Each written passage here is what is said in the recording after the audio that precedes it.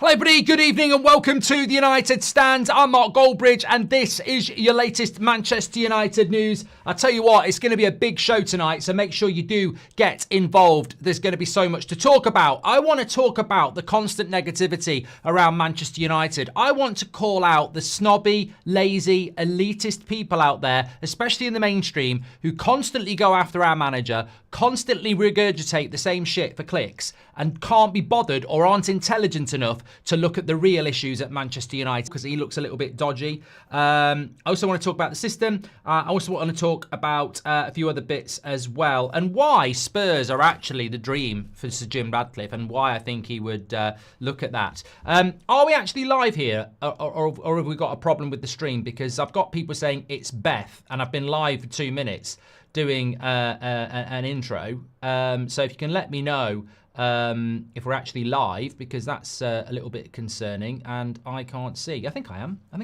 Anybody in the chat? Anybody in the chat at all? Hi Beth, you are live. Thank you very much. Thank you very much for a big shout out to Mark, Lee, Dan and BV. Appreciate that. So, look, first of all, we've got a lot to get into. We're a little bit early tonight, but I fancy us doing well over an hour, which we don't normally do. So there are a lot of bits I want to get into. And I think protests are back at United for the Villa game too.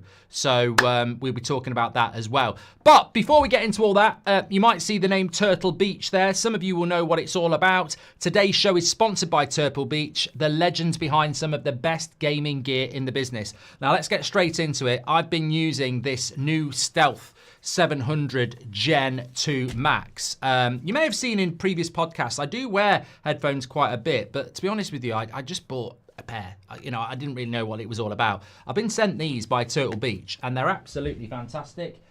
As you can see here, whether you're gaming or you just want to listen to something, or you're editing, or you just want to listen to a bit of YouTube or something, compared to my old set, it's a total upgrade. Audio quality is top tier and the feature set is seriously impressive. Basically, comfort-wise, absolutely spot on. I've worn these for a few hours and no heat, no pressure, no irritation, just soft, breathable memory foam cushions. And if you wear glasses, like me, it doesn't matter because, you can take them off, take them on. They're wireless as well. And the tech is really clever. You've got cross-play dual wireless transmitters, lets you switch between console and PC with one click of a button. Super smooth, and get this, while gaming you can also connect to your phone to stream music or take a call as well. Handles both at once, completely seamless.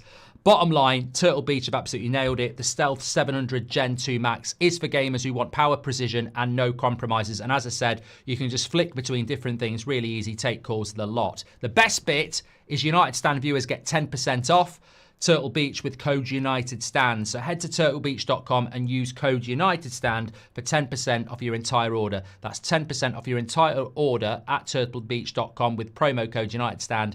Get the ultimate immersive gaming experience with Turtle Beach today. Big thank you to them. And you'll be seeing me wearing these a lot more. Well, if I actually start doing my, I am going to start doing my career mode. I'll probably let that out a little bit too soon, but hence the little link up. But that will be back and these will be firmly in the game. Thank you very much. Thank you everybody, Turtle Bitch, for that. Right, let's get into the show.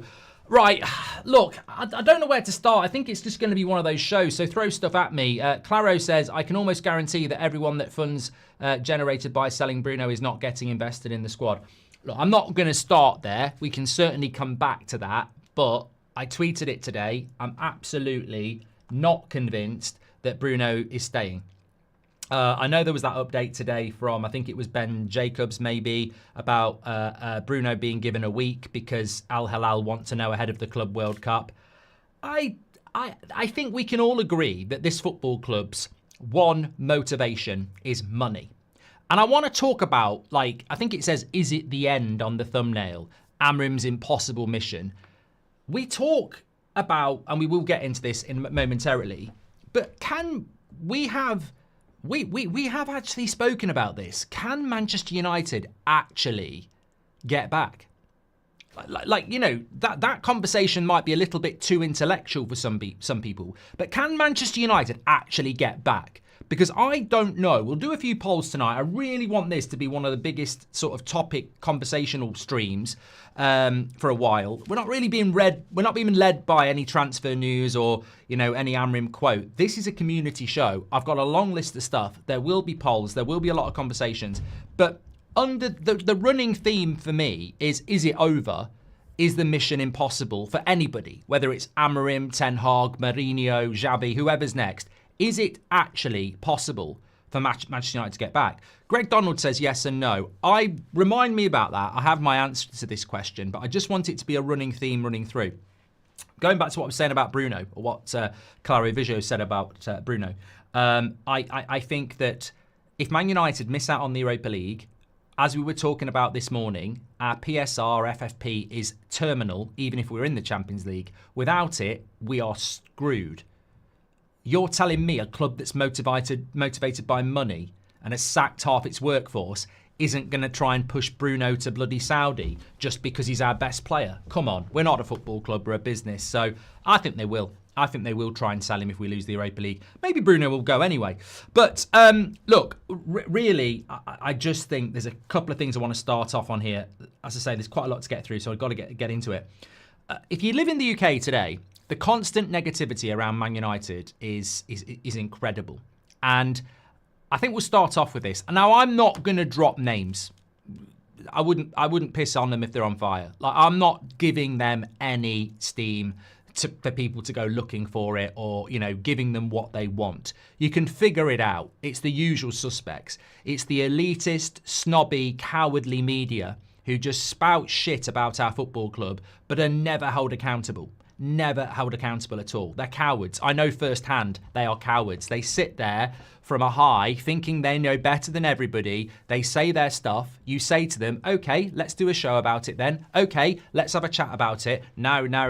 I'm better than you. I'm not going to do that. But I will continue to pontificate my uneducated charlatan opinion about your football club. The negativity today that I've read is absolutely outstanding. And not in a good way. I have seen people talking about, look, pundit says about Manchester United, everything's wrong with that club. The players aren't good enough. That's why the results are bad. They need to buy a load of players. They need to sell a load of players. Amorim says it and then gets called out by same pundits as he's too negative. Why is he being so negative? And I'm like, I can't speak. You literally moan about United players all the time. The manager says he needs to buy a lot of players in the summer. Oh, he's too negative. You've got people talking about bloody systems again. The 3-4-3 doesn't work in the Premier League. It doesn't work in the Premier League. And I'm like, who are these bloody fossils? Who are these pretenders? What are they talking about? What do they think happens in the Premier League? It's like going home to your grandparents in the 60s and with a spaghetti bolognese and going, and garlic bread. Spaghetti bolognese and garlic bread, this'll never take off. This is England. We'll never eat this. Where'd you get this from? Italy. What? Well, this'll never work. No one's ever going to eat garlic bread and spaghetti bolognese. We don't do that here in England. We don't do that. We do stew and dumplings. We don't do bolognese and garlic bread. And I feel like we're in that sort of world again. 3-4-3 will never work in the Premier League. We know what we like. We like 4-4-2 and we like it Upham. And we're not talking in a porn way. We mean like long balls, fight, physicality. Listen, mate, that is... If you're not getting that level, and when I say level, sewage level of commentary and pundits in your mainstream, in your country, well done you. Because in the UK today, and every day of the bloody week, this is the crap we have to put up with. They'll start talking about Amorim moaning. They'll start saying results aren't good enough. They'll start saying the Premier League's out of his depth. And then they'll land on his system's never going to work. 3-4-3 is never going to work. Literally, less than 24 hours ago, Newcastle played a 3-4-3 and beat Chelsea at St James's Park. Crystal Palace are in an FA Cup final playing 3-4-3. Wolves, over the last 3 months, play a 3-4-3 and have won more games than most. Chelsea won the title with Conte playing a 3-4-3. And Pep Guardiola does not play a 4-2. His left back basically becomes a midfielder. It's incredible in 2025 that people think in this country we still play a flat back four. It's amazing. Some teams do, but to say it on national TV, the 3-4-3 will never work in the Premier League, it's just, I don't even know what the word is. It's blinkered, it's idiotic, it's arrogant, and it's wrong. It's absolutely wrong. And this constant negativity around Manchester United, it does rile me because I want better. In our media, I want better. I actually want to listen to opinions that educate me and, that make me think and don't make me angry. And the simple reason is that the reason they constantly talk about basic low IQ arguments like Amorim's not good enough for the Premier League or the system doesn't work or Amorim out, the reason they go to that lowest common denominator is because they know it's sensationalist nonsense that will get them clicks.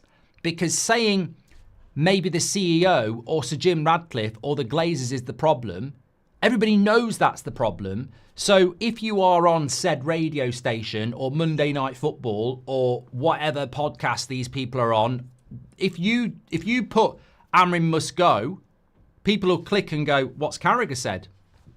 What's Lineker said? But if they put Glazers are responsible, no one will click. They'll go, yeah, well, we already know that. And that's what we're dealing with.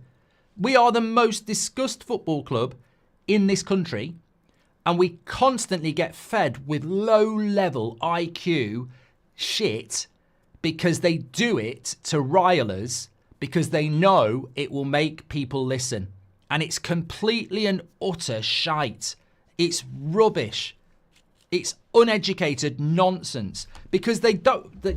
one, they know if they say it's the Glazers' fault, no one's going to listen to them because they don't know what they're bloody on about because they're not actually educated on it either.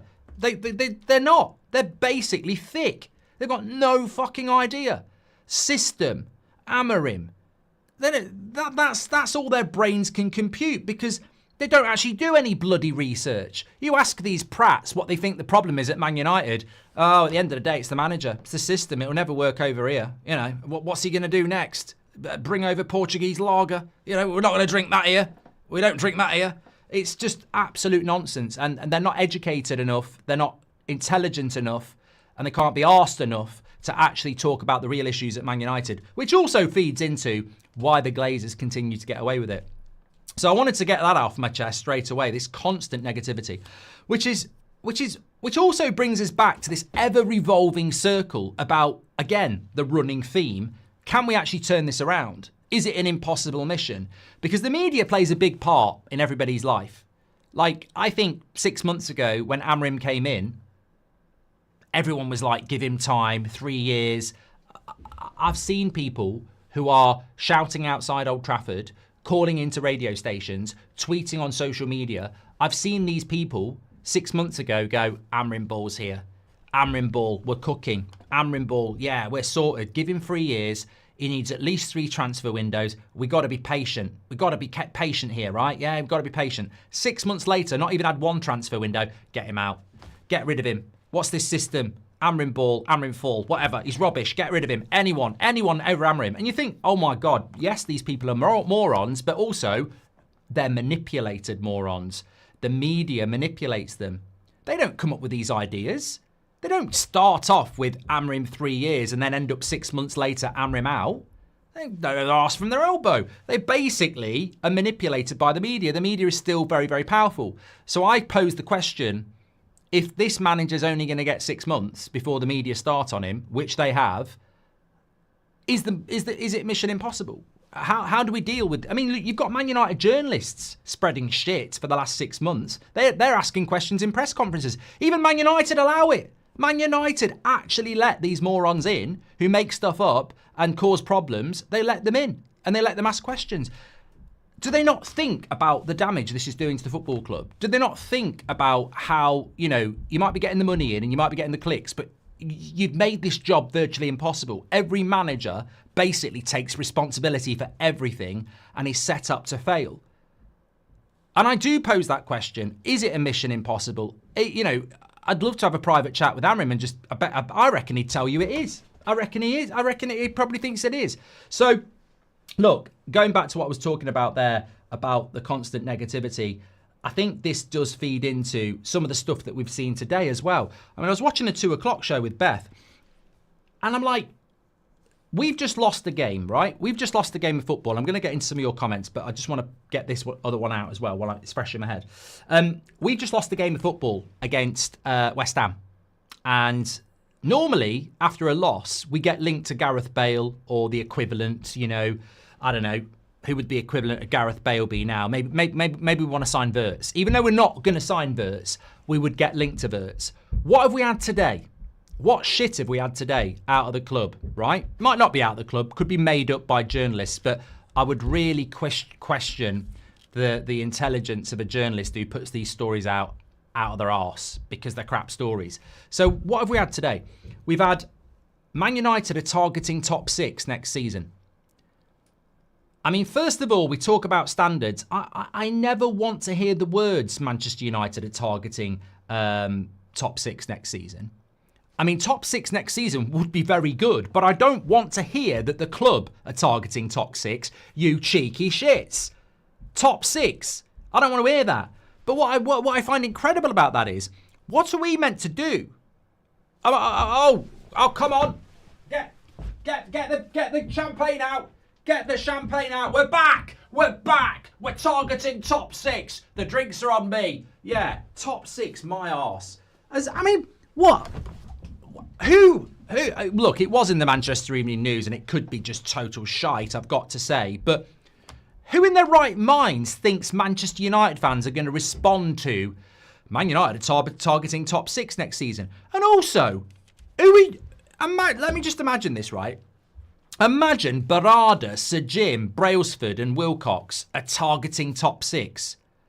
Mate, you couldn't hit the ocean from a boat, let alone target top 6. How's about you look at yourselves, you prats? Why is it always on the manager? Why is it? Look, we're a football club, I get it. But who are they to set targets like that? How out of touch do you have to be?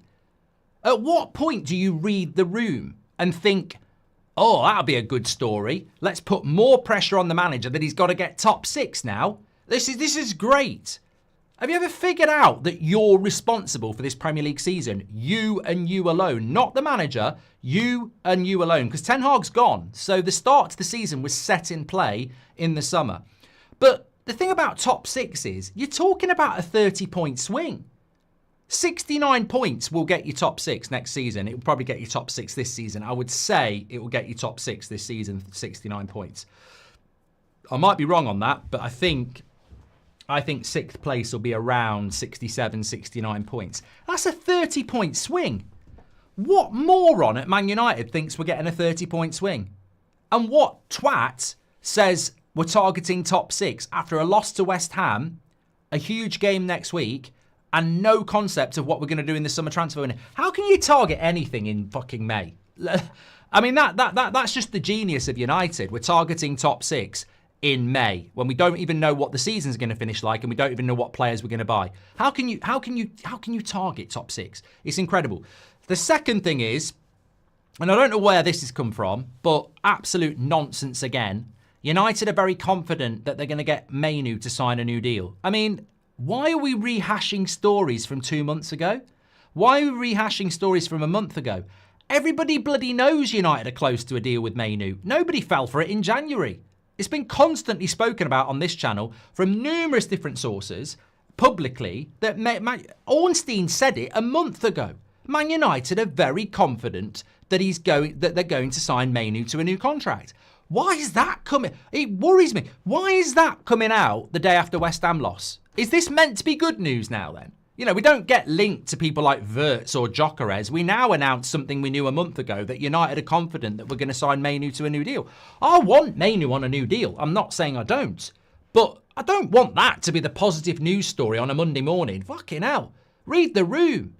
And also, Mainu's not even playing well at the moment. So people are hardly going to go, oh, don't worry about the worst ever Premier League season. Don't worry about that. Mainu's signing a new deal. I mean, God, he was never going in the first place. It's all bloody PR anyway. He was never going in the first place. What they've basically done with Mayu is, oh, we might sell him. We might sell him. We're not going to sell him. We might sell Mayu. What we're basically going to do is we're going to say that we might sell Mayu. We never will sell Mayu. But then when we sign him to a new contract, it's like a new signing and it costs us nothing. It's pure PR and it makes us look good. But we say we might sell him. We never do sell him. And then we get a new contract and it's like, oh, some idiots will go, oh, we thought we were selling him. And Ineos have kept him. Oh, Ineos are cooking.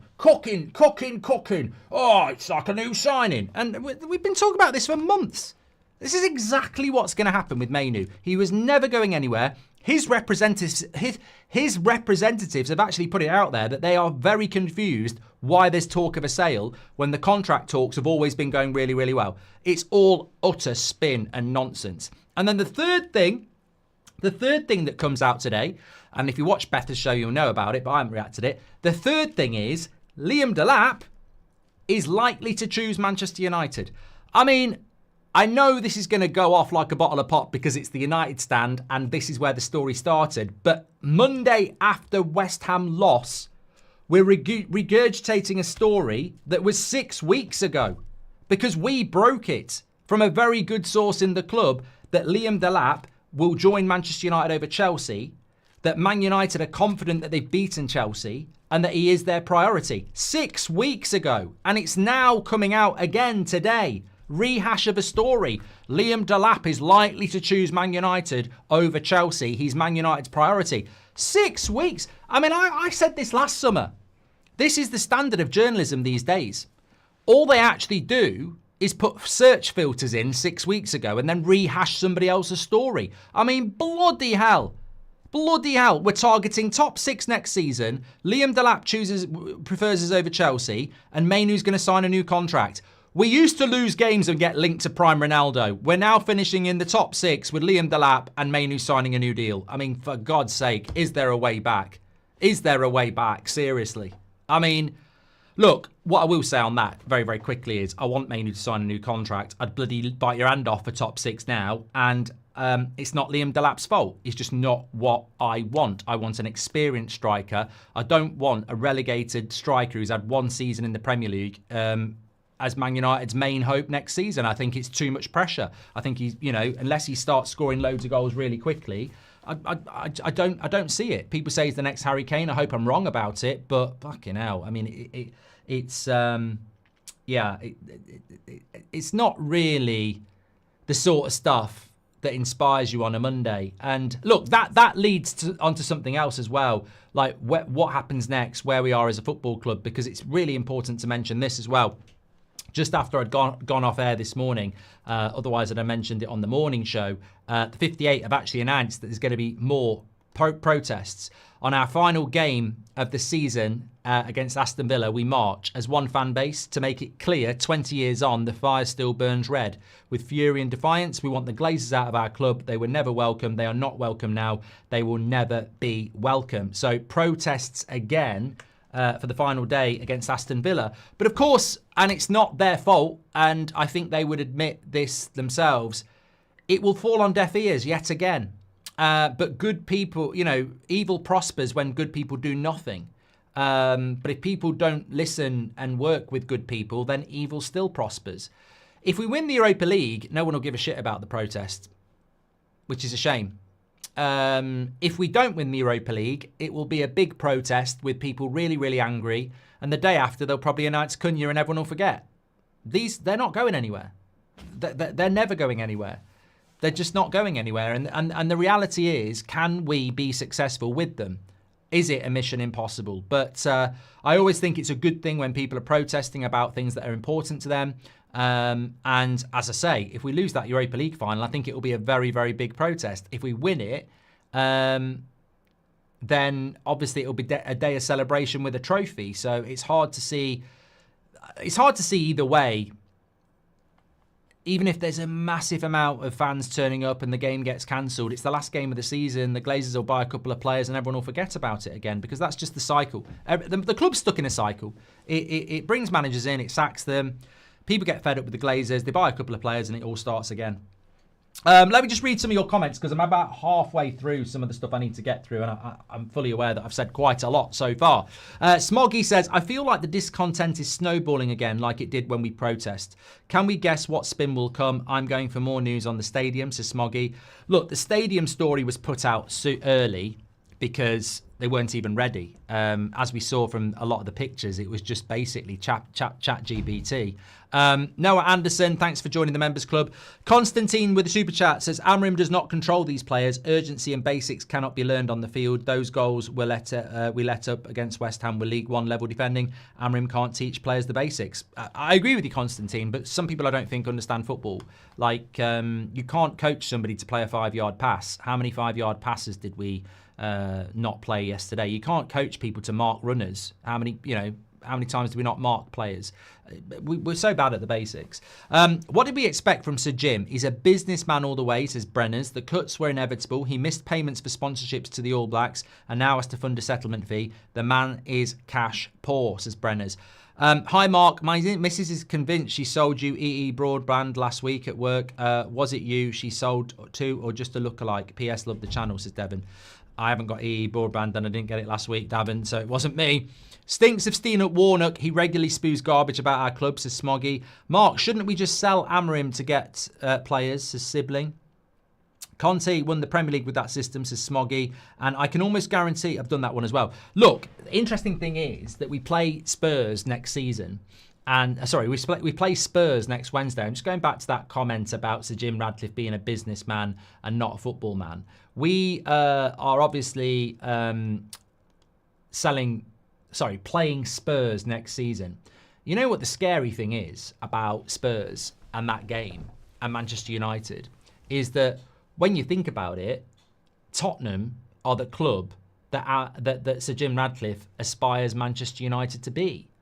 The regeneration of Manchester United and the stadium is basically Spurs of the North. He calls it Wembley of the North, but Wembley doesn't make a lot of money.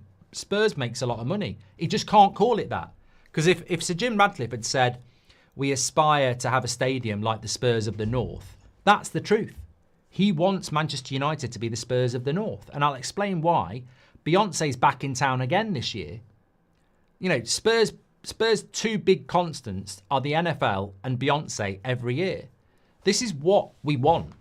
Wembley, okay, you get Coldplay, you get the FA Cup final, but Wembley's empty a lot.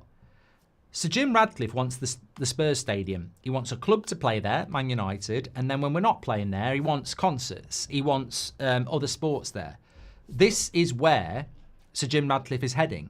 So it's not Wembley of the North, really. It's Tottenham of the North. The amazing thing is, Tottenham are having a shite season because they're a business. They're not a football club.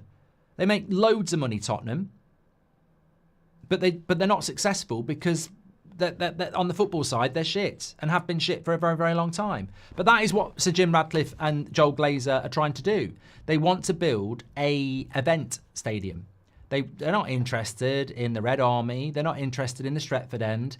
They want Beyonce in town. They want NFL. They want tourists turning up, going to the cinema, having a meal deal, having a couple of drinks, after the match, entertainment, spend. That's what this is all about.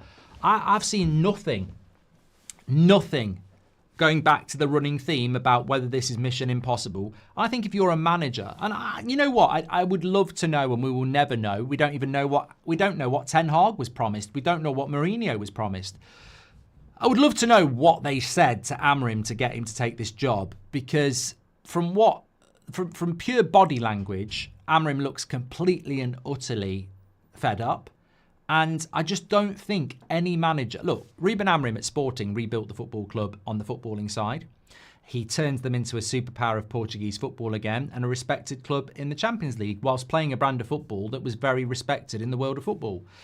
I don't think an up-and-coming manager like that is going to sit down with Sir Jim Radcliffe and Joel Glazer and go, I love the sound of your project. Basically, we neglect the football side of things and pump all our money into a stadium that will be built in 6 years. This sounds brilliant. And Beyonce will be there.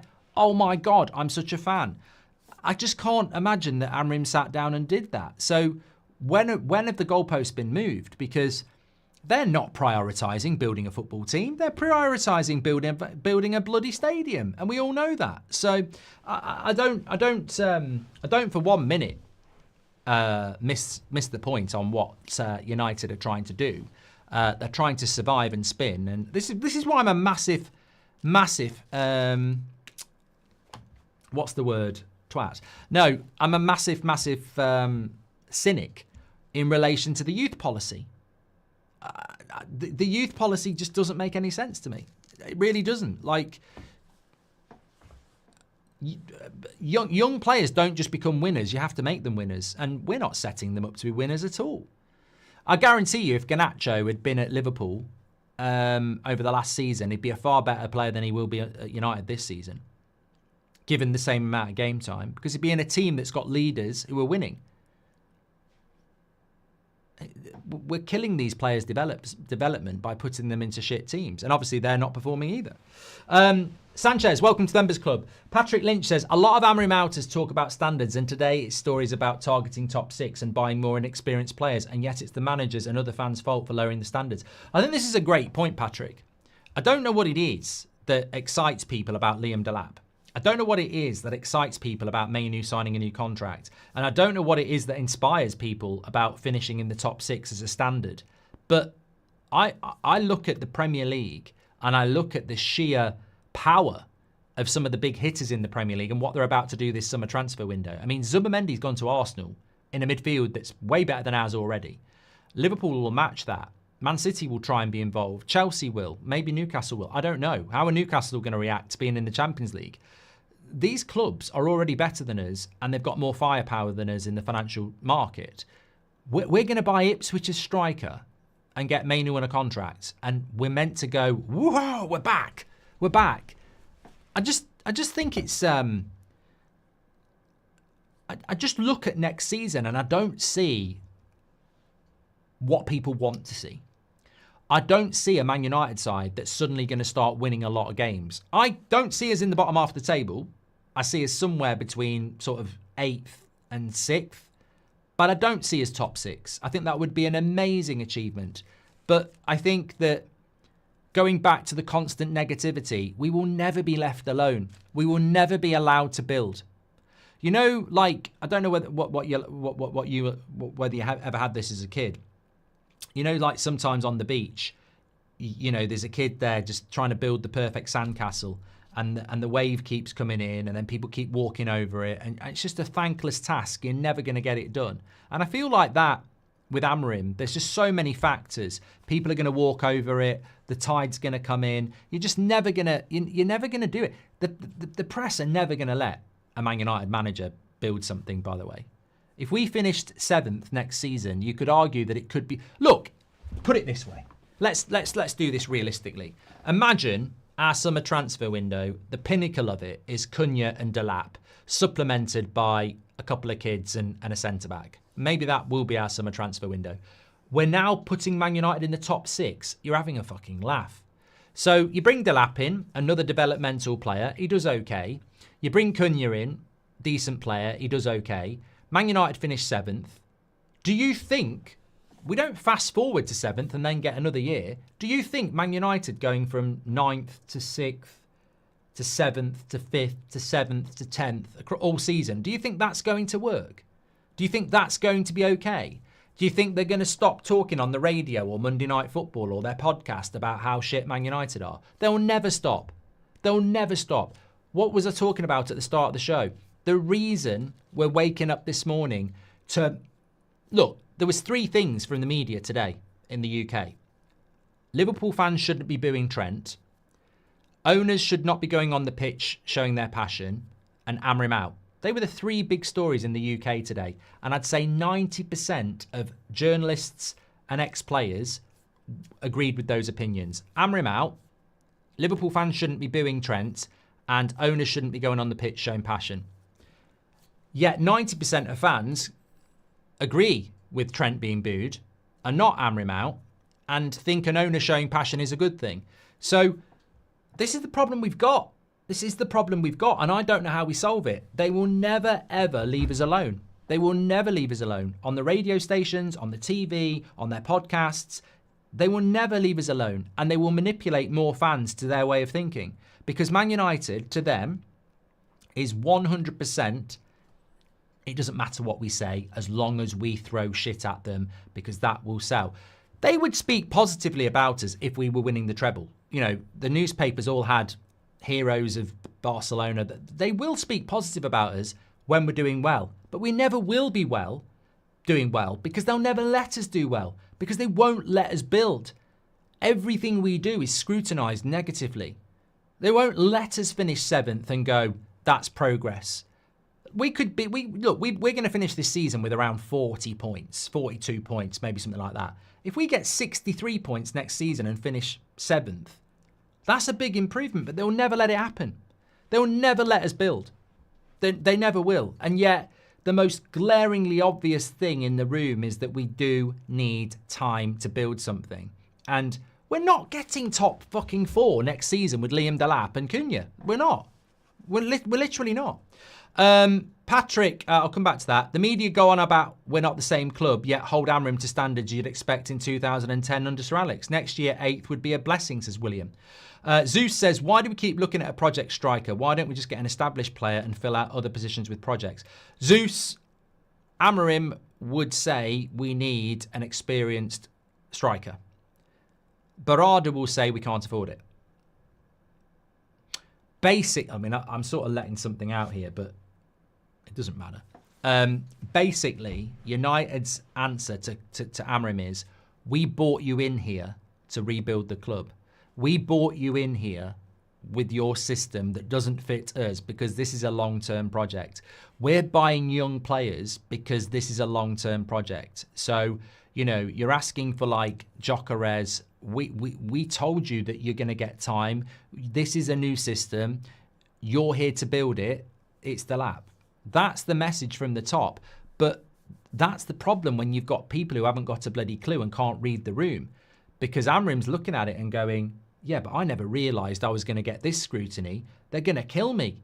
You can't just keep giving me kids and talking about a long-term project. They won't do it. And that, I think this is the fundamental issue at Manchester United. The club have brought him in and told him, don't worry, we're going to back you. It's a long-term project. And Amorim is saying back, yeah, that's why I came in, but look at what's going on. That's not going to work, which is exactly what he said yesterday. If these results continue, I won't be here.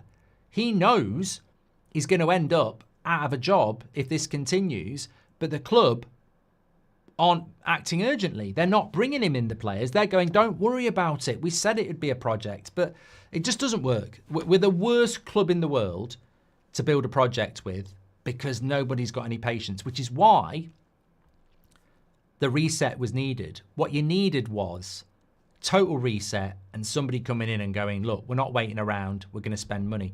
A little bit like Todd Boehly at Chelsea. People take the piss out of Chelsea and Todd Boehly, but they've tried to do it quick, and they've tried to spend money and they've tried to do it quick. And United need that because we just don't have a fan base. And I don't even disagree with it. We don't have a patient fan base because we're not I think Sir Jim Radcliffe thought, I'm the saviour of Manchester. Everyone's going to give me a reset, but we're not. You're not the saviour of Manchester. You're a partial shareholder with the Glazers. They're not getting a reset. If Sir Jim Radcliffe had booted the Glazers out, cleared the debt, and said, I'm here to rebuild the club, I think he'd have got a bit of patience, a bit of time.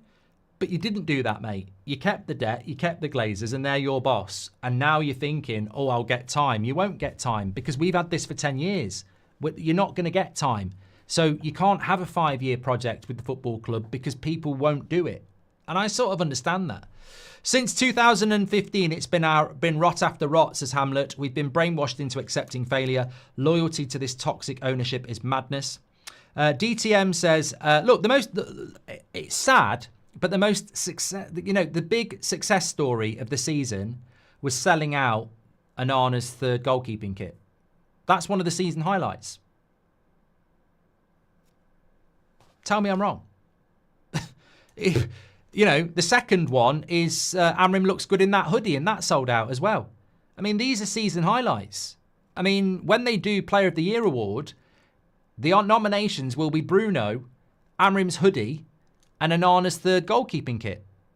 And the winner is the third goalkeeping kit. It's the first time in our history the third goalkeeping kit has been sold out and oversubscribed.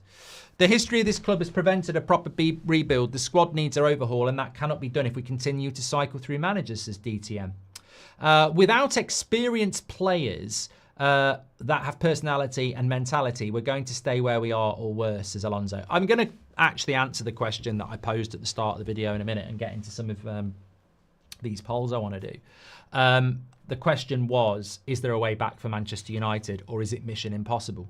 Of which we've asked multiple times. I remember doing a video on this about Mourinho. I remember doing this on a video about Ole. And I remember doing this on a video with Ten Hag. And whatever the answer was, the answer actually should have been, yes, it's impossible, because they all failed. Amorim should just go in the dressing room, drop down his pants and say he has bigger balls than every Man United player, Van Gaal style. They couldn't shoot one-on-one with Stevie Wonder. No balls, says Ben, the AI. How tough do you think Spurs will be in the final, says Rajaf? Very tough. I think it's a flip of a coin. I do. I think that final was a flip of a coin, really. Actually, let's start off with that, because I just want to gauge confidence. I have a feeling I know what the answer will be, but I'm not going to hint at it. Who will win the final? Man United or Spurs? If you're watching live, vote on that. Our system works well in Europe, but not in the Premier League. That's why I fear Spurs, says Jason. I don't understand why the Saudis and Jim didn't collaborate to get the Glazers out. Hope we get rid of the players that only turn up on Thursday, says Liam.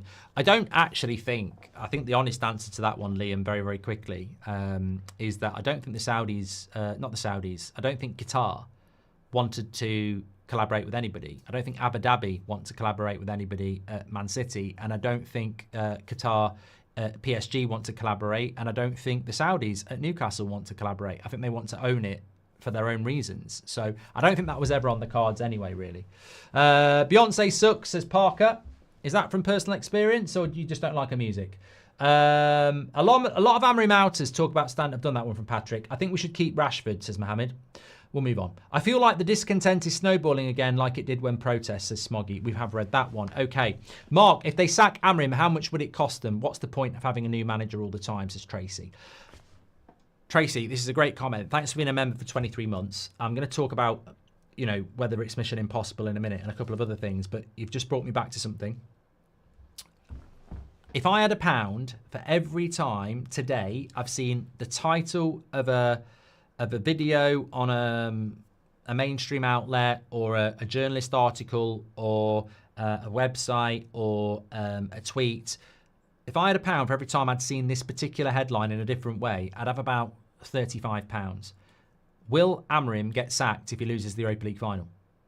I saw it in The Independent. I've seen it on numerous mainstream outlets, obviously of certain radio station topics. I've even seen it from some fans on social media. I don't understand this at all. I don't understand this at all. It's the biggest load of shit ever, because it completely and utterly disrespects your own IQ to write that title. It disrespects your family that have brought you into this world. It disrespects your friends. I mean, I can't believe people would construct a topic of, will Amorim get sacked if he loses the Europa League final? Do you think they believe that? Or do you think they're just thinking, I'll use this title as an enticement to get people to watch my content? Because it's just, I don't know whether it's just me. Maybe I'm missing something here. But I would never title a video or a tweet like that today, because it's a non-topic. Will Amorim get sacked if he loses the Europa League final? No. Let's talk about something else. It's just not going to happen. It's not going to happen. For a multitude of reasons, it's not going to happen. Whatever you think about Sir Jim Radcliffe and Joel Glazer, they brought Amorim in for a long-term project, and they want a long-term project. They will resist sacking him, even if he should be sacked. That doesn't mean he won't get sacked at some point, but they will resist it for a long time. They didn't sack Ten Hag when they wanted to. They're not going to sack Amorim when they don't want to. And they're not going to sack him for losing the Europa League final. It's incredible to me. You've got more chance of Arteta at the end of this season than you have of Amorim. It's just, it won't happen. And it could be for a very basic reason, like Tracy said, about they don't want to pay another payoff, which will be very expensive. But that's not the reason. He won't be sacked. It's a massive waste of time. That doesn't mean that you haven't got the right to want him to be sacked. I mean, look, if you want to be a moron, that's up to you. I'm not joking about that, actually, by the way. But it's not going to happen. It's a big, big waste of time, and I don't understand why people talk about it. Shahin says, we keep adding young players as if other teams don't add young players. How are we supposed to catch up if we do the same and are already behind, says Shahin. Wouldn't just be Ruben, says Smoggy. Would have to sack all his staff too and then replace them all. Would cost a fortune. And also, you know, it's sort of... it's the sort of naivety and stupidity of the people that want to sack Amorim now. That I've said this about Arteta. And look... you know, go and make yourself a cup of tea if you are Amorim out, and you know, because this might go way above your sort of intelligence levels. I said this about Arteta, and I'll say it about Amorim. What fan thinks that you can sack a manager in the middle of May and you're going to be better off? Like, literally, the way football works is you plan your transfer windows from January. You talk to players and agents from February. And deals are basically being finalised from May. So if you sack Amorim now, all that work, all that scouting goes out of the window because the new guy might not agree. You've then got to get the new guy in. Who is the new guy? The market is done, really, because all the good people are gone. But you find your new guy, he comes in June. You've then got to have a chat about the targets again. Everyone's back in training. It's a new season. He's not had a pre-season again. He's had no transfers. And you're setting another manager up in the same way. There just is there's no logic to the way people think. Like, if you're going to sack a manager, you pretty much need to be ready by now. Even Ten Hag coming in mid-April was too late. Like, it's just, it's just, we can't, look, we can't keep doing it anyway, but logically, there is a right and wrong time to do it, and now is not the time to do it. Absolutely not. What about Xavi?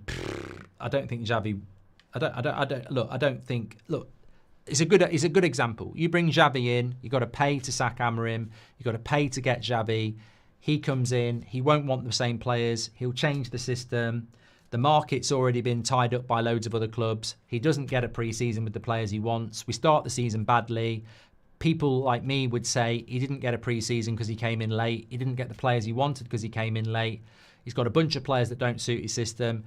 We were struggling anyway last year. This is why we're struggling now. We've got to basically write the season off. We hit Christmas. We're losing loads of games. The press are like, he ain't good enough. And certain fans are there going, he ain't good enough. And then we're back again. We've got to get rid of him. It just keeps going on and on and on until it doesn't. Thank you for all the content, Mark. Amorim is the guy we have all been waiting for. Now we need to be patient, says Connor. Vitas, welcome to the Members Club. We keep adding young players, says Shahin. We've done that. Gordon Richards, thanks for your super chat, says Amorim has a Michelin 5-star restaurant with McDonald's chefs. The only time the restaurant does well is burger night. It's burger night next week, says Gordon. Losing to Spurs in a final is unacceptable, 100%, says Sully. Also, the players are used to playing dumbed down over rigid system, and Amorim plays football like Xavi and new upcoming managers Light Switch FC, says Ben, the AI. Tracy, thank you very much. Look, I think that's a good point again from Ben. I think that, if you are somebody that plays football at a very basic level, and then you get a manager that wants you to learn to play football at a high level, you're going to struggle if you can't do it. And which is why we need to change so many players. Look, I'm slightly surprised but encouraged by the fact that 70% of you think we're going to beat Spurs. I think it's a flip of the coin. I do. I think it's a flip of the coin to do it. And I'm not so sure. Talking about flip of the coin, have you seen the referee's name? Can't remember what his name is. German referee. I've seen him a couple of times in the Champions League. I don't think... Look, we were always going to get a foreign referee, but in a way, I'd rather have bloody Michael Oliver. I don't like an all Premier League final with a foreign referee. I just think it just... I don't know. But look, that's the same for Spurs. I don't think there's... The referee's going to be the referee, but apparently, didn't he get a fine or a ban or something like that? I don't know. But yeah, let's move on from that one. I spoke about the Spurs one. I did speak about that. I just want to make sure I got everything in so far.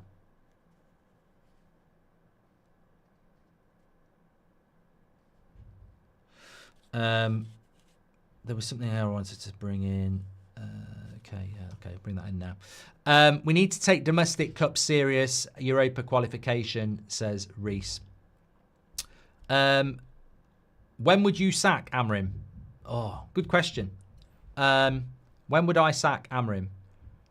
So I presume, well, I'll take it that what you mean by that is there a point where I would say you've got to sack the manager? Because I read your comments, and you get stuff like, oh, Amorim must have nudes of Goldbridge, or, you know, Goldbridge would see us relegated into League One before he said sack Amorim. So I think it's a good question. Is there any circumstances where I would sack Ruben Amorim? Of course there are. Of course there are. There are circumstances. If he got us relegated next season, he'd have to go. We are still Manchester United. But I'll answer it this way. If you want to sack Amorim, I will say to you, you better be sacking the CEO, Wilcox and Brailsford first. They're my terms. You sack Amorim, that's absolutely fine. You better be sacking the CEO, the technical director and Brailsford first, because they've overseen this shit for the last 12 months and they are way more responsible than the manager. So if we're going after the manager and we're sacking the manager, we better be sacking the CEO, the technical director and Brailsford, because they've overseen this way more than him. And that won't happen. That won't happen because we're Manchester United. And once you're in the mates group, you never get sacked under the Glazers. So I would say that if you want to sack Amorim, fine. Make sure you're fucking sacking the CEO and the technical director and Brailsford first, because they are way, way more responsible for where we are as a football club than Amorim ever will be, in my opinion.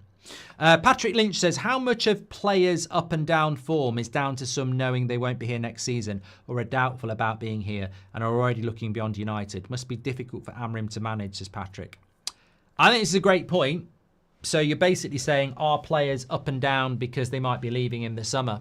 I think it is a great point, but footballers, in my experience, Patrick, aren't that cynical.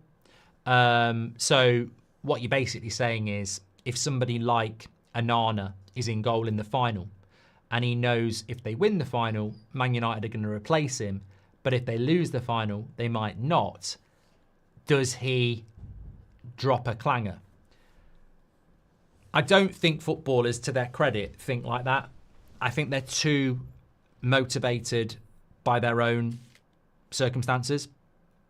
So if I was Onana and I did think like that, I'm far more likely to go, if I have a worldie and I get man of the match, United might keep me, or I'll get a better move out. So it doesn't really make sense for players to be downing tools because they might be leaving in the summer, because you might be leaving in the summer even if you're down tools. And also, it's that they call it the Willian effect, don't they? In COVID, Willian was going to be leaving Chelsea on a free. And when we came back from COVID for that weird June-July season ender, he was the best player in the league because he knew he was going to be putting himself in the transfer market. So I don't think it works like that. I understand why you asked the question, Patrick, because the question still is, if that's not the case, then why are players so up and down? Our players are up and down because they're inconsistent. When Ole Gunnar Solskjaer lost at Goodison Park to Everton just after his new contract, I said on the match reaction, in fact, I'm going to go and find it later on. I said, I don't trust these players. I don't trust them anymore. And that was in the Ole era. And I basically said, I don't trust these players anymore. It's been going on for too long. Happened under Van Gaal, happened under Mourinho, happened under Ole. You can't trust them. And what some people thought I meant by that was, I don't like them. They're useless. Sell them all. It wasn't even that. It wasn't even that deep. It was just the point where I went, you don't know what you're going to get. Forrest Gump box of chocolates. You never know what you're going to get. And when you don't know what you're going to get, you can't trust it. You know, there's a confectionery bag of chocolates in the UK called Revels, and you open them up. I always get them when I go to the cinema, and they're just loads and loads of chocolates, and you don't know what it is until you chew into it. Sometimes it's coffee, sometimes it's caramel, sometimes it's orange, sometimes it's like a Malteser thing, sometimes it's just pure chocolate. You never know what you're going to get. They all look the same, and with Man United, it's the same. You never know what you're going to get. You could say against Chelsea, we're going to get battered. We'll go and win 2-0. You know I'm right. You know I'm right. And then against West Ham yesterday, I thought buzzing from the final, buzzing from getting into the final, loads of people competing for places. West Ham are shit. 75,000, sunny day at Old Trafford. They're going to win. They play absolute shite. So I lost trust for this team when they lost that game for Ole in the April after he just had his contract. Considering we'd just been through, Ole's at the wheel for fucking 4 months. He gets a new contract and we're getting hammered at Everton. So I just went, I don't trust these players. And it was well-founded because I was fuming with the players when they got Mourinho sacked. Then they suddenly went and turned a light switch for 4 months with, he's at the wheel. And then Ole gets a contract and they switch it off again. And I just went, that was the perfect time. And that was the light bulb moment for me, where I just went, I don't trust these players. I don't trust them. It's not even that they're not good enough. On their day, they can beat anyone, but I don't trust them. So I think that answers your question, Patrick. It's not that players are downing tools on purpose. It's not that they might lose a game because they might get sold in the summer or not get sold in the summer. They're just inconsistent and can't be trusted as a collective. I think some of the players can be consistent in a team that's consistent, but together we've never cracked the code and you just can't trust them. And that is why in that final next week, we know we could win it. We beat Man City in a final last year, but we also know we could lose it 4-0. It's impossible to predict that game as a Man United fan. Just seen on Sky another bloody Amorim interview. It's like every day. He says knows what we need. Let's hope the board back him. Annoys me that he's the only face we see the board hiding, says Ash. I mean, that's just incredible. Let me just see if I can find it.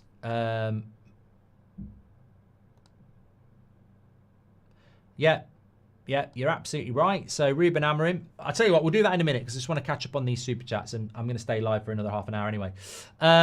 It's more about the likes of Lindelof. No contract renewal means they don't concentrate as much. Someone like Garnacho might be thinking he's leaving and it's a distraction.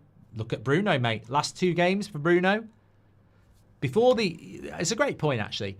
Before the Saudi story, Bruno couldn't move for praise and appreciation.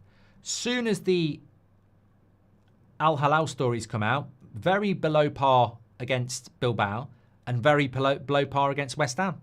And this is what Patrick, I think, is talking about. These players just get distracted. Hi, Mark. I'm not on the Amorim out train, but look at Inter. They had 5 managers in 3 years. Look at them now. 2 Champions League finals in 3 years, says Dylan.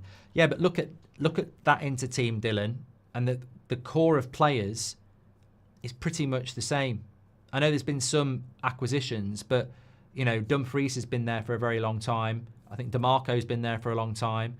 Bastoni, I think, has been there for a long time. Sommer replaced Onana, Mkhitaryan, Kalinoglu. They've got a core of experienced players that can adapt and learn. We don't have that. We don't have that. So I think you can't compare Inter to Manchester United because we've known for a long time, as Ranić said, we need open heart surgery. Tarina says, if Amorim is sacked next year, I hope not, then we won't we be stuck in the same cycle of having players that don't suit the manager's system? 100%. 100%. Remember, we've said this before, you know, when Moyes got sacked, there was a small pile of shit that he'd bought. When Louis van Gaal got sacked, it got a little bit bigger. When Amorim got sacked, it got bigger. When Ole got sacked, it got bigger. When Ten Hag got sacked, it got bigger. And if Amorim, it's basically a big ever-growing pile of shit left from previous managers. And this doesn't mean that the players are shit, but what it means is they're not useful to the new manager. Might be systematic, might be too old, whatever. I mean, look, Lindelof's been here for 8 years. That says it all. We need to take domestic cups seriously, says Reese. Thank you for all the content, Mark. Amorim is the guy we've all been waiting for, says Connor. Thank you very much. Okay, let me just, I still need to get into this. United fan says, Mark, you celebrated when Mourinho was sacked. You weren't fuming. It's amazing, United fan, how you can remember that. I call this selective hate. So you were obviously watching when Mourinho got sacked, and I was happy about it. And yet you've proceeded not to watch the multiple shows after that event where I've said I regret it because we had no idea that what was going on behind the scenes and how players were stabbing him in the back, the club was stabbing him in the back, and player power started there. I've always put my hands up and said I wanted Jose out. I've always put my hands up and said that, at that point I was happy to see him go. But for many years, I've said, I wish we hadn't done it. So it's great that you have selective memory from all the time back there. And yet over the last 8 years or 6 years or however long it's been, you don't remember one time when I've multiple said, I really regret sacking Mourinho. If I'd known what I know now, I would not have had him sacked, which is why I've gone the other way. And I'm always very protective of managers because I just think that Jose was the first one where we made a mistake. Players and CEOs and board members conspired to get him out of the club, and player power was born from there. If clubs target youth, when to eventually inflate the price of that market, we might be locked out from buying the best of the youth, says Zero Connection. They turn up for the Europa League for the 25% increase in pay, says Mo. Thank you very much. Okay, let me just pop you through these Amorim quotes that have come out. I mean, yes, he has done another interview. So he said, the way we face competition, the way we suffer, the way we get mad because we're losing, the way we protect the goal, these things we need to improve. Sometimes it's not just inside the pitch, it's outside the pitch. Look, I'm not going to name any player here, but there's been a major issue at this football club. There's a lot of issues at this football club that go back years. I could give you a list, and look, let me come back to the live chat because you're going to give me some as well.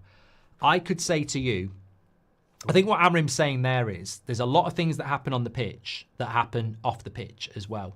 And I think what he's mean is the bigger picture, because there are things that happen at this football club today that have been happening for 5 years. So, for example, not defending the back post. How many times, even with the back five, do you see the fullback inexplicably not defending the back post? So this was happening under Ole. This was happening under Ten Hag. How many times do you see Man United conceding chances from cutbacks to the edge of the box to midfielders who haven't been marked? This was happening under Ole, under Ten Hag, and now Amorim. We don't create many chances for our striker. We did yesterday before people start talking about it, but factually, most of our strikers, from Cavani to Rasmus to Martial to Weghorst to Igalo to Ronaldo, were surviving on less than 2 shots per game. So that's another problem. And talking about what Amorim's talking about, and look, you might have a load of other things as well. Trying to think of things that just transcend managers that have always been a massive problem. Look, we constantly hit long balls. Constantly hit long ball. Oh, shooting from distance. I can't believe I didn't say that one. Shooting from distance when you should be playing a pass has been going on from Ole to Ten Hag to Amorim. These are learnt behaviours. These are, it's really difficult. Like if every morning you get up and you brush your hand with your right hand and then somebody says, from tomorrow you've got to start doing it with your left hand. They've been doing it that long, they just keep going back to it. And I think there's just so many learnt behaviour. And this is what happens, though. This is what happens when you've got Victor Lindelof there for 8 years. And it's not Victor Lindelof's fault. I just haven't got the stats on everybody else. But it amazes me that Lindelof's been there for 8 years. But the reason these behaviours keep happening, and the reason we could write a big, long list of things that happen not just under Amorim, but under Ten Hag and under Ole, and maybe even under Mourinho, is because we've retained players for so long and it's been passed on from dressing room to dressing room for so long and learnt for so long. Look, my point is, if Bruno Fernandes has been here for 5 years and he always shoots from distance because it was something that he did under Ole, and then he's kept doing it because he can't stop it, it's not just Bruno doing it. Every team, every player that comes into the attack since Bruno's been there will copy Bruno. So it's learnt, it's inherited, as Sam says.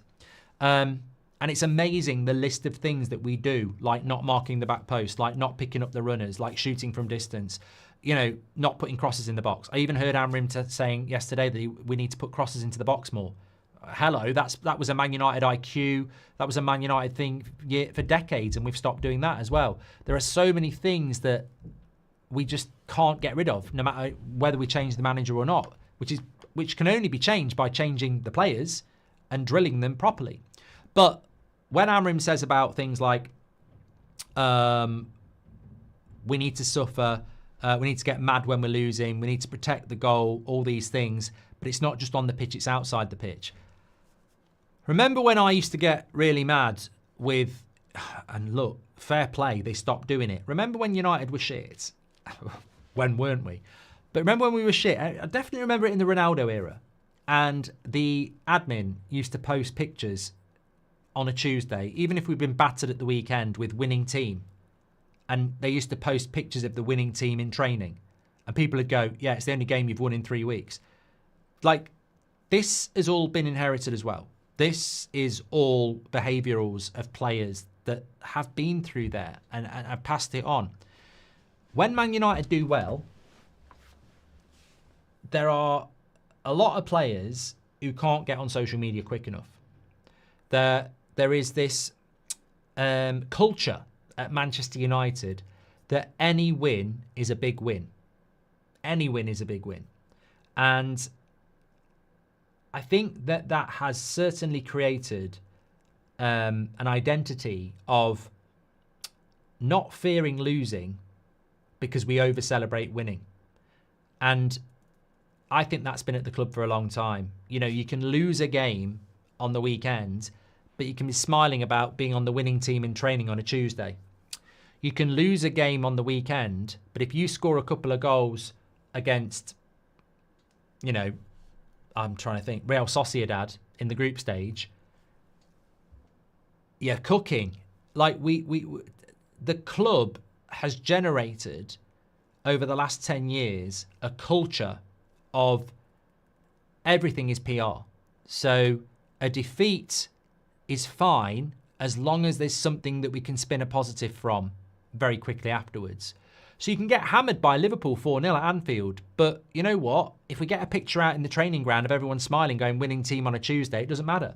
And you know, that's the culture that we've generated at the football club. The players are part of that, but they're also a victim of that. Like, there is no, what I'm trying to say is, and I think that's what Amorim's saying, there is no fear of losing. Because you lose a game at the weekend, and then the club is saying, can you all smile because you won in training? I mean, that indoctrinates the players into that mentality that it don't matter if we lose, because look at how much people love it when we're smiling in training. And I think that is probably what Amorim is talking about. The culture in the club is just broken. But the club have 100% created that. I mean, it was, I think it was Gary Neville a few years ago that discussed it. That United had a guy from America whose job was to analyse social trends for individual players, so that if on social media a player was getting a lot of stick, they would put into place a positivity campaign to get them back popular. Incredible. That actually happened. So a player that might be playing bad on the pitch and getting a bit of shit from the fans, they would concoct a situation where that player would be made more popular. Maybe they'd visit a local charity. Maybe they'd be seen in a new t-shirt. You know, maybe they'd be on the winning team. How's about that player goes and does something on the pitch, or they get fucking sold? You know, but no, because it's just one big PR campaign. Look, we've kept players at this club because of PR. We know we have. And this is what Amorim's up against. A cultural reset that's 10 years in the making. And look, how do you change? Let's take, I don't know, I'm not going to use a name here, but how does Ruben Amorim change that? How does he take a player that he thinks might be good enough, but he's got to reprogram them into not being part of the United culture about it's okay to lose, not over celebrating, wins that aren't really wins, being scared of losing, relentless in the chase for win, also stop shooting from distance, track runners, be a leader. And that's a player that might be good enough, but that's been at the club for long enough to have learnt all those bad behavioural traits. That's what I think he's meaning when he says it's not just about on the pitch, it's off the pitch. I think he's got players at that club he thinks could be good, but he's almost got to hit the reset button on them because they've been programmed in such a bad way over the years. Our mentality is to take a selfie when we didn't win anything. That was disrespectful too, says Ali. What's up with Leon? You didn't mention him. He's not a Man United player yet, though, is he? He'll start in the summer. Stepjanovic. Years of bad decisions in and out the pitch have transformed into habits, making them difficult to get rid of. Only solution to that is a new team, says Alfred. And this is really important because you take people like Mayu, you take people like Garnacho, you take people like Dorgu. They're already, especially in the case of Garnacho and Mayu and Dorgu for a few months, they are players for the future, but they're already infected. They're definitely already infected. They've been part of the over-celebrating wins. They've been part of a defeat's never a defeat because there's always a win to talk about. They're part of the let's shoot from distance. They're part of the let's not track the runners. They're part of let's not put a cross in. They're part of Moments FC. And this is what I talk about, if our plan is to bring in loads of young players and promote them into world beaters, how do you do that when they're already indoctrinated into bad ways? Every new player, Paul Robinson, I haven't seen him in the chat for years, actually. He used to be one of our moderators. I remember him saying about Bruno, how long before Bruno Fernandes becomes every player we sign? You come in, you do well, and then eventually you get poisoned. And it's so true. It's so true. Any player you bring into that dress, every player that's been in that dressing room for the last 10 years has ended up being poisoned and becoming like everybody else. And it's so hard to change. And I think that's what Amorim's talking about. He also said that it's hard to find another word. I'm really embarrassed that in 26 Premier League games, we've won 6. Something is wrong in the way we play football. Well, I think we all know that. And I think fundamentally, the way we play football is not the way he wants us to play football because the players can't do it. Anthony and Atletico Madrid again. Yeah, I've seen that. Casemiro back into the Brazil squad. Why is he doing a Sky Sports interview? I've got absolutely no idea. I mean, I've had a moan about a few things tonight, and you know what? If I go in on this, I think it might finish me off. But can somebody explain to me why he's doing an interview with Sky Sports on a Monday morning? We weren't on Sky yesterday. We're not playing till Friday. We've got a Europa League final coming up that's not on Sky either. Why the fuck is he doing an interview with Sky on a Monday? I mean, there are only so many hours in a day. We are fucking shit. I bet if you add up all the interviews that Amorim's done since November, I bet he's done about 2 weeks worth of interviews. And if we cut them down by 50%, that's another week on the training ground. I just don't know what this football club's doing. Are we being paid per interview? I mean, Amorim literally admitted that we're going on the end of season tour for money. Like, is he being paid per interview? I don't know what the club think. We've got a coach who's playing a system we've never played. We've got players that can't play the system. And we're constantly getting him to do interviews where he'll get asked about why the players can't play the system. It's the definition of madness. maybe stop doing interviews and concentrate on the training ground. You know, maybe the more time we spend on the training ground, the better. I mean, I don't know. It might just be me. Love United Hate the Ops says, apparently transfer deadline will be brought forward to help staff. The window will close at 7 p.m. rather than 11 p.m. according to Mike Keegan. Great. I don't know what context that is, really. Can you wish my brother a happy birthday and call him a prat, says Leon. I'm not being rude to you, Love United Hate the Ops, but I mean, what at the end of the day, it's the same day that the transfer window closes, isn't it? I'm amazed Martial has only missed 7 games this season through injury.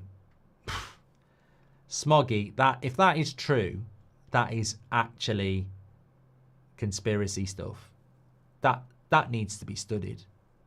How can a guy that couldn't stay fit, you know, was getting injured when he sneezed, only missed 7 games? I mean, that doesn't make any sense. That genuinely needs to be studied. That is weird. That is just really weird. I mean, it's so weird, I'd actually pose the question, was Martial taking the piss? I mean, what happened when he went to his new club? Did they have someone with healing hands?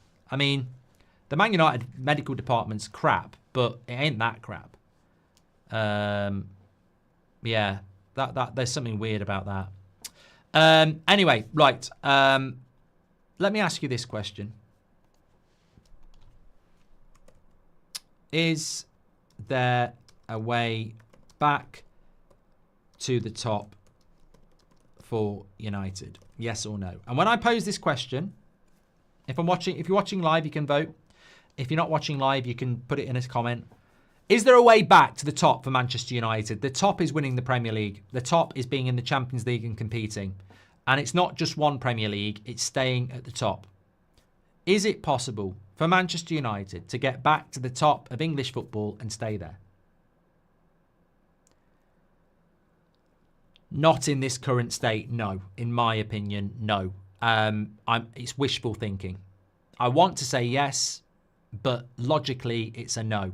We haven't been near the top of English football since 2013. It's 2025. That's 12 years. 12 years we've not been near the top of English football. So it has to be a no.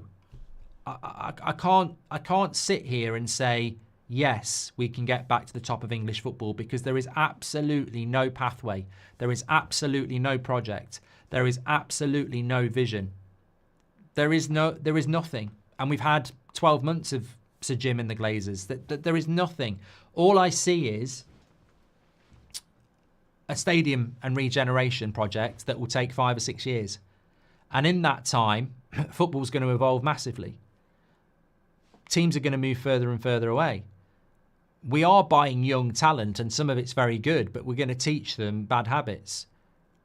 We don't have enough experience. We have no patience. We have a media that is relentless to bring us down and will not let us build. Debt. There are too many ingredients dragging this football club back. I can't see it. I want to see it. I'd love to see it. And when I see it, I'll tell you I've seen it. But there are too many obvious things. And 12 years, the last 12 years, show us that. And in fact, the scary thing is, over the last 12 years, there's probably been times where I thought we could be back because we're in a better position than we are today. So I just don't see it. I don't see it. If somebody said to me, we're going to spend £1 billion again in the next 5 years, then, you know, maybe there would be a way back. But that's not even the strategy anymore. But we're not looking to do that anymore. We're looking to build a stadium. I don't see a way back. No, I don't see a way back. It's a very short answer, but I just look. That can change. That can change. I think 5 years ago, I thought we could do it. I think when Mourinho came in, I thought we could do it. I think when Ten Hag came in, I thought we could do it. But I can't. I don't think we've got the wrong manager, by the way. I don't think this is manager-centric. I don't think there's a manager in the world that can take this club back. I don't think that's the issue. I don't think Man United's problem is the manager anymore. Even if it ever was. This is not about a manager. Newcastle won't win the Premier League with Eddie Howe. They'll win the Premier League because they're owned by the Saudis and Eddie Howe. Man City didn't win the Premier League because of Pep. They won the Premier League because they had Abu Dhabi and Pep. That's modern football now. Managers don't win you Premier League titles. Managers don't, Pep doesn't go, hey, I'm feeling frisky. I think I'll go to Fulham and win the Premier League. Well, see you later, Pep, because you ain't going to do it. Not going to happen. Klopp can't go, I've had a break. I'm coming back. I'm winning the Premier League with Bournemouth. No, you're not, mate. You're definitely not. You're a great coach, but you're not. You don't win Premier Leagues just because you've got a good coach now. You have to have the infrastructure and you have to have the board to do it. So we haven't got that. We haven't got the infrastructure and we haven't got the board. I think we've got a good manager, but even if we don't have a good manager and replace him with a good manager, we won't do it. We won't be able to do it. Lil says, what about Slot? I saw somebody say, what about Klopp as well? I mean, please do your homework before you start coming in, because any Liverpool fan will tell you that Jurgen Klopp and Arne Slot didn't inherit Fulham. Arne Slot inherited a team that had won the Premier League and the Champions League and was being rebuilt by Klopp, who got tired and couldn't finish the job. It's great what Slot's done, but it ain't what Man United have got. It's laughable that people even have the balls to put their idiocy in a chat and say, what about Slot? What is it about what Slot inherited at Liverpool that's in any way, shape or form comparable to what Man United have got? Oh, have we got an abundance of really experienced world-class players? Oh, could you show me them?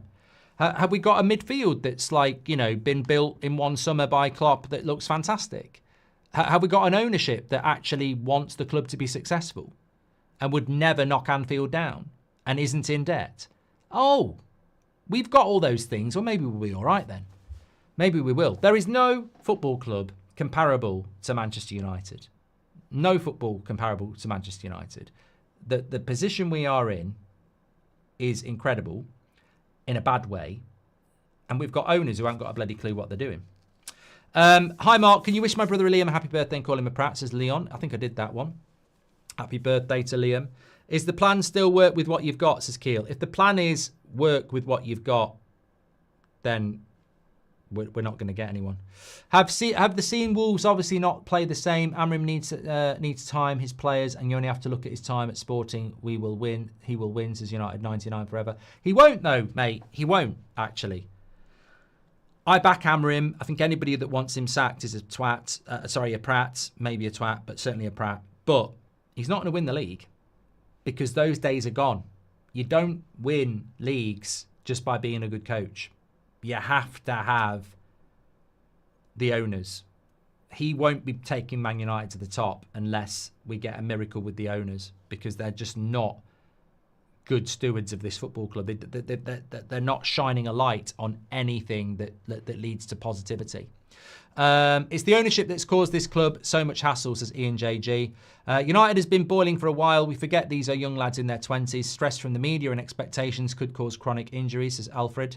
I seriously think it will eclipse United's 26-year-long wait for a United title. United, Fergie won it in 93. Raz, 26 years without a title. We're already halfway there. 13. And it went like that. I literally remember the Guard of Honour for Sir Alex like it was yesterday. 13 years has just gone like that. I can't believe it's 13 years. It's scary. It's scary. What's positive is there a way back to the top for United? 52% of you say yes. 48% of you say no. I love a pint of what you're drinking, and I'd love to know what your plan is other than blind faith, because I've got no idea what that is. I've got no idea how you can think that we're going to get back to the top, because I can't see it. I can't see it. Smoke says there's always a way back. Yeah, but can you tell me what that way is?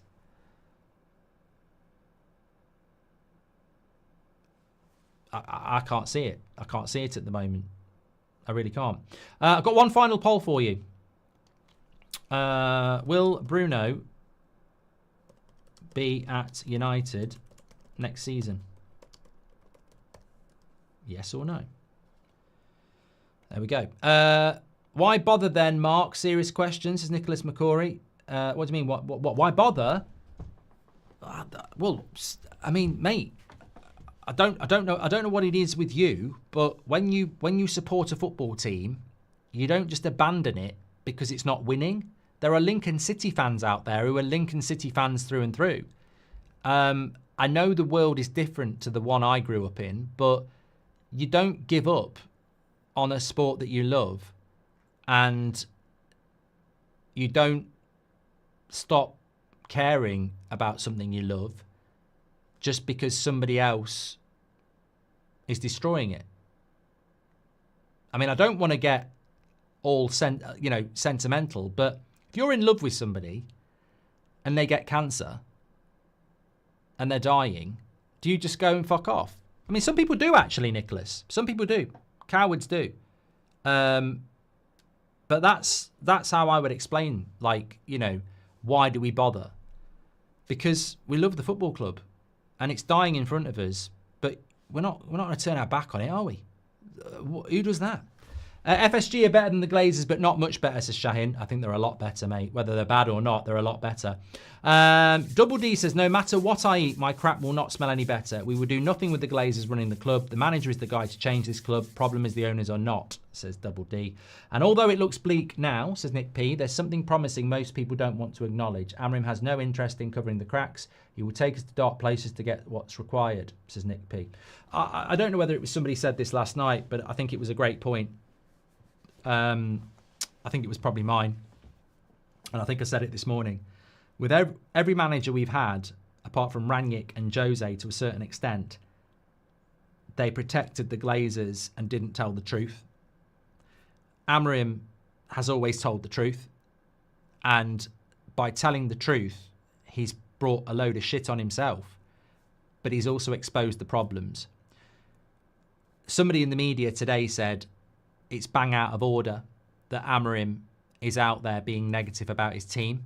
As a player, you don't want to hear that. As a fan, I bloody do. Because nobody is under any illusions that he wants to make loads of changes. And if those changes don't happen and he doesn't succeed, we know the truth. We know where the blame lies. And I think we've had too many managers who have protected the Glazers, who've come out and said, it's not about signing players, it's about working with what we've got. And I can think of two managers that have said that. Amorim could easily have said that. And it makes him culpable. It's not the Glazers saying that, it's Amorim saying that. And I think that what he has done is made it very, very clear that he might get the sack, he might not succeed, but in no way, shape or form is he defending what he's got. Thank you very much for that. Anyway, will Bruno still be at Man United next season? 55% of you say yes. 45% of you say no. I would say yes, but his performances in the last two games and the silence about staying has to be taken note of. And also, if we lose the final, the big black hole of money. I mean, look, there are football clubs out there who have sold amazing talents to survive.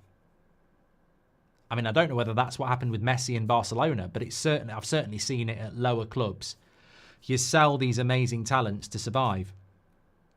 I mean, I've been saying we're Everton for a long time. Imagine you lose the Europa League final and you have to sell your best player to survive. I mean, God, the symbolisation of that would be terrifying, really. Terrifying. Sam Mark, welcome to the Members Club. I think we've had an amazing show tonight. An absolute amazing show. Something a little bit different, but there was a lot I wanted to go through and a lot of things I wanted to talk about, and you've been absolutely fantastic in the live chat. I really appreciate it. And if you haven't watched live or you have watched live, by all means, drop your comments in. We do read those. I'm quite exhausted after that, but I thoroughly enjoyed it. It's really good to just have proper conversation without being led by some rehashed bullshit story that everybody knew weeks ago about Mayu being close to signing a new contract and Dilap being favouring us over Chelsea and top six, whatever. But you know what? I will just leave you with this. The negativity I've seen in the media today is horrific. It's horrific what the modern media actually represent. It's lazy, it's targeted, they don't mean it, they're just doing it to antagonise you.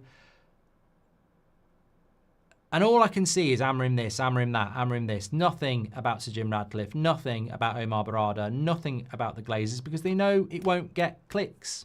They're not, and they also can't be asked to research what the real problems are. Team loses a game, must be the manager's fault. Let's go after him. We will never, ever, ever, ever be able to build something because they will not let us. We are the biggest club in England. They can't stop talking about us, but they don't understand who we are. They just want to write about us. They just want you to read about us, and they infect the fan base because the same people that were saying Amorim's cooking 6 months ago are now saying Amorim's out. And they've been indoctrinated and manipulated by the media who just use us to spew constant negativity because it helps them, you know, get views. And as United fans, I think most of us are like, just leave us alone. If you can't be asked to actually write about what the real issues are, leave us alone because you're the enemy. We're never going to be able to build something. Man United are never going back to the top like that. It will, whoever it is, whenever it is, it will take time. And they will never give us any time because they're constantly peddling shit and lies for their own benefit. We need, whether it's this, whether we need owners, you know, those are all valid points, but it's constantly lies and bullshit all the time to drag this football club down. And we will, whatever happens with whatever manager, with whatever owner, we will need time. And they won't give us any time. Constantly. I mean, as I said at the start of the show, in 2025, they're still talking about systems. This 3-4-3 won't work. Teams have won Premier Leagues with the 3-4-3. There's a good percentage of teams playing a 3-4-3. But the 3-4-3 won't work in the Premier League. And that's the sort of shit they have to come out with because they can't actually think of anything else. Thanks everyone for watching. Smokes just joined the members club as well. Don't forget to check out these headphones, by the way. You can get 10% off. Actually, they're quite, I can hardly hear myself talking now. Might say that's a good thing. But yeah, 10% off. Fantastic. Links in the description. You'll really like them. Wireless as well. Check them out. I'll speak to you all in a bit.